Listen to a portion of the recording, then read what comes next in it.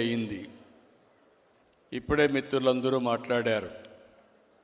ఆయన ఆ రోజు మనం ఒకసారి గుర్తుపెట్టుకుంటే హార్ట్ ఆపరేషన్ రావడం, అప్పుడు ఇండియాలో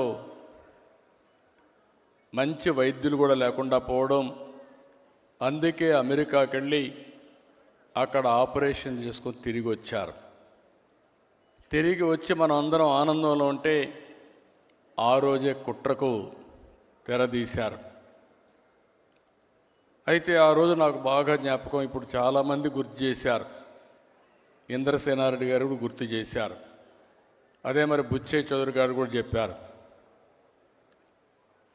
అక్కడ వచ్చిన సమాచారం అంతా చూసిన తర్వాత నాకు ఒక అనుమానం వచ్చి, ఏదో కుట్ర జరుగుతూ ఉంది, దీన్ని తిప్పి కొట్టాలంటే ఎమ్మెల్యేలు మెజారిటీ ఉంటే తప్ప సాధ్యం కాదని రాత్రికి రాత్రే మొత్తం 161 మంది ఎమ్మెల్యేలని ఆ రోజు రామకృష్ణ స్టూడియోస్లో ముషిరాబాద్కి చేర్చాం. అది గేమ్ చేంజర్గా అయింది. ఆ రోజు కానీ రాకపోయి ఉంటే, ఇంతమంది ఎమ్మెల్యేలు లేకపోయి ఉంటే ఏమాత్రం కూడా భయపడకుండా ముందుకు పోయే పరిస్థితి వచ్చేది. అంత మునుపు కూడా చరిత్ర మీరు ఒకసారి చూస్తే 47 నుంచి 84 దగ్గర 37 సంవత్సరాలు.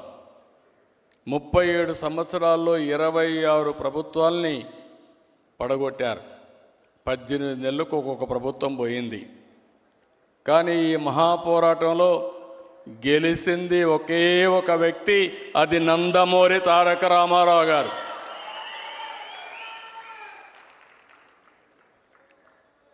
దానికి కారణం 203 సీట్లతో గెలిపించారు. ఈరోజు మనం ఒకసారి చూస్తే